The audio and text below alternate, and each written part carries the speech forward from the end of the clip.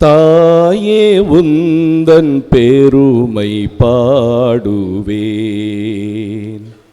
என் ஆயுளெல்லாம் உன்னை நான் நாடுவேன். தாயே உந்தன் பெருமை பாடுவேன்.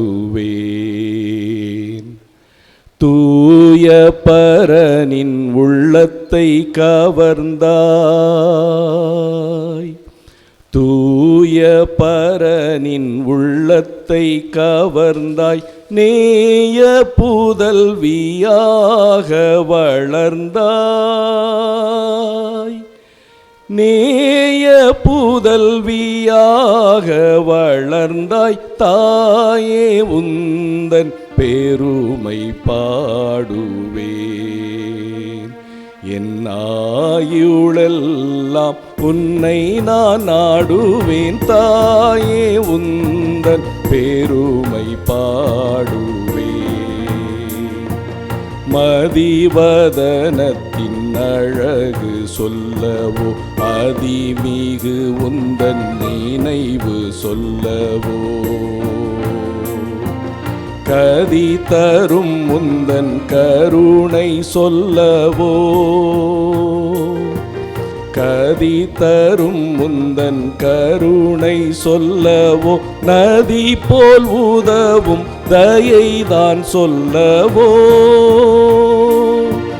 நதி போல் உதவும் தயைதான் சொல்லவோ. தாயே உந்தன் பெருமை பாடுவேன், என் ஆயுளெல்லாம் உன்னை நான் நாடுவேன். தாயே உந்தன் பெருமை பாடுவேன். இறையேசுவிலும் பிரியனாகிய அம்மாவிலும் அன்புக்குரிய பாசமிகு அருள் தந்தையர்களே, நேசமிகு அருள் சகோதரிகளே, பெரியோர்களே, பெற்றோர்களே, அன்பு சகோதரர்களே, சகோதரிகளே, தங்கையரே, தம்பியரே, உங்கள் அனைவருக்கும் அன்பு கனிந்த வணக்கத்தையும் சீர்மிகு கோணாங்குப்பத்தில் பெரியனாகிய அம்மாவின் கொடி ஏறிவிட்டிருக்கிறது என்ற மகிழ்ச்சியோடு இந்த திருப்பலிலே கலந்து கொண்டிருக்கின்ற உங்கள் ஒவ்வொருவருக்கும் திருவிழாக்கால வாழ்த்துக்களையும், மிகவும் குறிப்பாக தமிழர்கள் என்ற முறையிலே தைத்திருநாள், பொங்கல் திருநாள் வாழ்த்துக்களையும் உங்கள் ஒவ்வொருவருக்கும் தெரிவித்துக் கொள்வதிலே மிகுந்த மகிழ்ச்சி அடைகின்றேன். அன்பார்ந்தவர்களே, ஆலயங்களிலே கொடியேற்றப்படுகிறது என்ற ஒரு நிகழ்வு நடைபெறுகின்ற சமயத்தில் நாம் ஒரு மிக முக்கியமான உண்மையை எடுத்து எம்புகின்றோம். எங்களை பாதுகாப்பதற்கென்று எங்களுக்கென்று ஒரு பாதுகாவலி இருக்கின்றார். அந்த பாதுகாவலி எங்களை பாதுகாக்கின்றவராக இருக்கின்ற பொழுது நாங்கள் எது குறித்தும் அஞ்ச வேண்டிய தேவையில்லை, கலக்கமடைய வேண்டிய தேவையில்லை என்ற ஒரு எடுத்துரைத்தல் என்பது. அத்தகைய எடுத்துரைக்கின்ற ஒரு நிகழ்வைத்தான் நேற்று இரவிலே மிக அருமையான முறையிலே உணர்வு பொங்குகின்ற ஒரு சூழலோடு பெரியனாகி அம்மாவுடைய கொடியினை உயரமாக நாம் ஏற்றியிருக்கின்றோம். உயர பறக்கின்ற அந்த கொடி என்பது, அந்த கொடியின் பார்வை எங்கெல்லாம் சென்றடைகின்றதோ, அந்த கொடியின் பார்வையினால் யாரெல்லாம் ஈர்க்கப்படுகின்றார்களோ அத்தனை பேரும் அருள்பாலிக்கப்பட்டவர்களாக இருப்பார்கள். இந்த அன்னையின் பாதுகாப்பிலே இருந்து கொண்டிருப்பார்கள். சொல்லப்போனால் உலகிலே வாழ்ந்து கொண்டிருக்கின்ற அனைத்து கோடி மக்களும் இந்த அன்னையின் அருளாலும் ஆசியாலும் வாழ்ந்து கொண்டிருப்பார்கள் என்பதனை எடுத்துரைக்கின்ற ஒரு நிலையில்தான் மரியே வாழ்க, மரியே வாழ்க என்று கரம் உயர்த்தி நாம் நேற்று சிறப்பான முறையிலே கொடியேற்றியிருக்கின்றோம். இந்த கொடி இறங்குகின்ற காலம் வரையிலும் இந்த கொடியில் இருக்கின்ற பெரியனாகிய அம்மாவின் பாதுகாப்பில்தான் நாம் அனைவரும் வாழ்ந்து கொண்டிருப்போம். இந்த பெரியனாகிய அம்மா எதெல்லாம் நமக்கு தேவை என்று எண்ணி இங்கே வந்திருக்கின்றோமோ அனைத்தையும் நமக்கு பெற்றுத்தருவார்கள் என்றிருக்கின்ற இந்த வாஞ்சையான நம்பிக்கையோடு தொடர்ந்து நாம் வாழ்வோம். நிச்சயமாக பெரியனாகிய அம்மா நமக்கு அனைத்தையும் செய்வார்கள். இன்று நாம் 2 முக்கியமான வாசகங்களை வாசித்திருக்கின்றோம். இந்த 2 வாசகங்களின் மூலமாகவும் கடவுள் நமக்கு உணர்த்துகின்ற மிக முக்கியமான உண்மைகள் கீழ்ப்படிந்து வாழ்வதினால் இருக்கின்ற அருள்மிக பெற்ற ஒரு நிலை என்பது. இரண்டாவதாக இருப்பது, கடவுள் நம்மோடு இருக்கின்ற பொழுது அந்த கடவுளின் இருப்பை கொண்டாடுகின்றவர்களாக நாம் வாழ வேண்டும் என்பது. இந்த இரண்டு செய்திகளையும் தன்னுடைய வாழ்விலே வாழ்வாக்கி கொண்ட நிலையில் வாழ்ந்தவர்தான் நம்முடைய அன்னை மரி. நேற்றைய திருப்பலியிலே மேதக ஆயர் யுவான் அம்ப்ரோஸ் ஆற்றியிருக்கின்ற மறைவுரையை நாம் உன்னிப்பாக கவனித்தோம் என்று சொன்னால், அன்னை மரியின் ஒவ்வொரு நகர்வும் கடவுளுக்கு கீழ்ப்படிந்த நிலையில் வாழ்ந்திருக்கின்ற ஒரு வாழ்க்கையாக அமைந்திருக்கிறது என்பதை நாம் புரிந்து கொள்ள முடியும். இன்றைய முதல் வாசகத்திலே அடிநாதமாக அமைந்திருக்கின்ற செய்தி என்பது என்னவென்று சொன்னால், எரிபலிகளை விட கடவுளுக்கு கீழ்ப்படிந்து வாழ்வது என்பதே மிக மேலானது என்பது. கடவுளுக்கு கீழ்ப்படிந்து வாழ்தல் என்பது, அன்னை மரியினுடைய கீழ்ப்படிதல் என்பது எவ்வளவு சவால் நிறைந்தது என்பதனை நேற்று மறையுரையிலே நமக்கு பாசமிகு ஆயர் அவர்கள் வெளிப்படுத்தினார்கள். கன்னிமையில் நிலையில் இருக்கின்ற பொழுது நீ தாயாக மாற வேண்டும். யூத சமூகத்திலே ஏற்கனவே பெண்கள் புறக்கணிக்கப்பட்ட நிலை என்பது இருக்கிறது. ஆண்டவரே, என்னை ஒரு நாயாகவோ ஒரு பன்றியாகவோ ஒரு புறவினத்தானாகவோ ஒரு பெண்ணாகவோ படைக்காததற்கு உம்மை போற்றுகிறேன் என்று ஜெபித்து கொண்டிருந்த சமூகம்தான் யூத சமூகம். அப்பேற்பட்ட நிலையில் இருக்கின்றவர்கள் விலங்குகளுக்கு இணையாக பெண்களையும் புறவினத்து மக்களையும் பார்த்து கொண்டிருக்கின்ற அந்த சூழலிலே, கணவனை அறியாத நிலையிலே, சரியான முறையில் திருமண உறவு என்பது இல்லாத நிலையிலே ஒரு பெண் கருவற்ற நிலையில் இருக்கின்றார் என்று சொன்னால், அவர் கல்லால் எறிந்து கொல்லப்படுகின்ற நிலைக்கு உள்ளாக்கப்படுகின்றவர் என்று இருக்கின்ற ஒரு நிலை என்பது இருக்கின்ற பொழுது, தனக்கும் இத்தகைய நிலை ஏற்படும் என்பதனை அறிந்த நிலையிலும் கடவுளால் ஆகாதது ஒன்றுமில்லை என்று சொல்லி, அன்னை மரியாள் கன்னிமை நிலையிலேயே தாய்மை, அதிலும் குறிப்பாக மீட்பரின் தாய் என்ற ஒரு நிலையிலே கன்னிமை நிலையில் இந்த தாய்மை பொறுப்பை எடுத்துக்கொள்வதற்கு அன்னை மரியாள் முழுமையாக சம்மதித்து அதனை ஏற்றுக்கொள்கின்றார். இதில்தான் அன்னை மரியினுடைய கீழ்ப்படிதலுடைய தொடக்கம் என்பது அமைந்திருப்பதை நாம் பார்க்க முடிகிறது. ஆங்கிலத்தில் சொல்வார்கள், but for the yes of mother Mary God would not have come to the earth என்று சொல்வார்கள். அன்னை மரியினுடைய இந்த ஆமன் என்று சொல்லுகின்ற இந்த நேர்மறை பதிலிருப்பு என்பது இல்லாமல் இருந்தது என்று சொன்னால், கடவுள் மண்ணுக்கு வந்திருக்க மாட்டார் என்பது.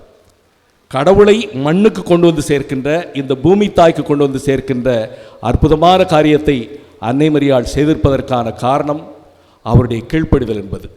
தனக்கு அடுத்து என்ன நேரும், என்னை யூத ஆண்கள் எவ்வாறு கருதுவார்கள் என்பது குறித்து எந்த விதமான கவலையும் இல்லாமல் அன்னை மரியாள் என் கடவுள் எல்லாவற்றையும் பார்த்து கொள்வார் என்று சொல்லி முற்றிலும் முழுக்க கீழ்ப்படிந்தவராக இருந்திருக்கின்றார்.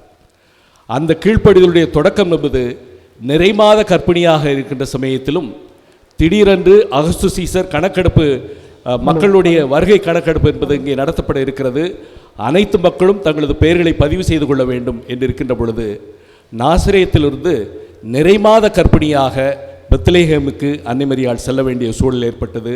அங்கும் கீழ்ப்படிந்து அந்த காரியத்தை செய்தார். அங்கே தீவன தொட்டியிலே குழந்தையை ஈன்றெடுக்கின்ற ஒரு சூழல் ஏற்பட்ட ஒரு நிலையிலும், ஏரோது இந்த குழந்தையை கொல்வதற்காக காத்திருக்கின்றான் என்றிருக்கின்ற ஒரு நிலை ஏற்படுகின்ற பொழுது, அந்த ஒரு நிலையில் பச்சை உடம்பை வைத்துக்கொண்டு அந்த அன்னை மரியும் சூசேப்பரும் அங்கிருந்து எகிப்துக்கு செல்லுகின்ற ஒரு சூழலுக்கு உள்ளாக்கப்படுகின்றார்கள். அதனையும் அன்னை மரி ஏற்றுக்கொள்கின்றார்.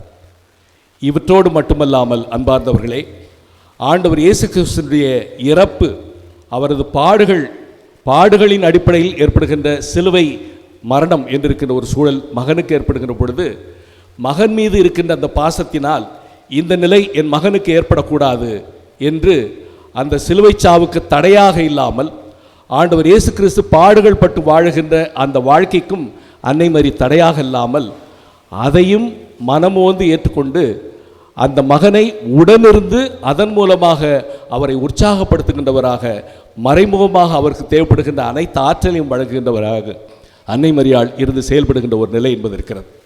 இத்தகைய நிலையிலே அன்னை மரி முற்றிலும் முழுக்க கீழ்ப்படிந்தவராக இருந்திருக்கின்றார்.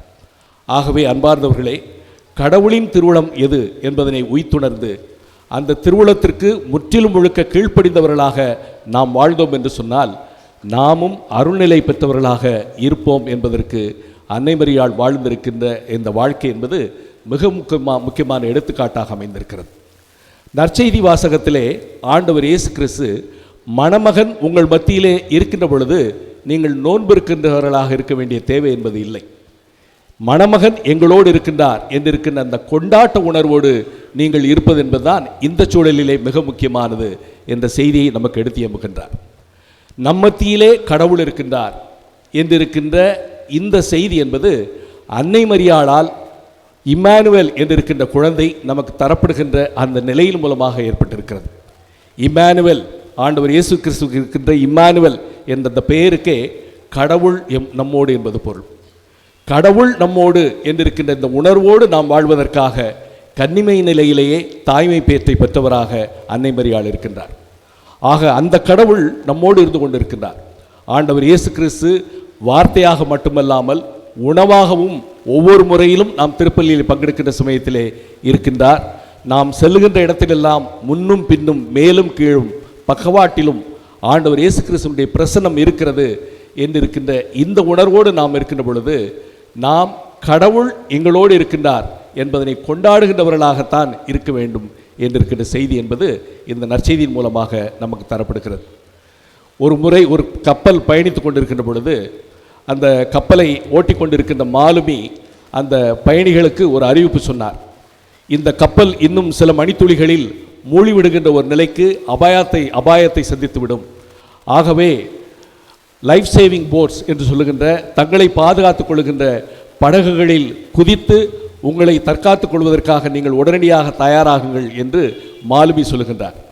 அந்த அழைப்பை கேட்டு எல்லாருமாக அங்குமிங்குமாக ஓடி தங்களை தற்காத்துக் கொள்வதற்காக இருக்கின்ற முயற்சிகளிலே இறங்கி கொண்டிருக்கிறார்கள். அப்படி இருக்கின்ற பொழுது அந்த கப்பலின் மேல் தளத்திலே ஒரு சிறுவன் ஒரு பொம்மை காரை வைத்துக்கொண்டு அந்த பொம்மை காரினால் விளையாடி கொண்டிருக்கின்றார்.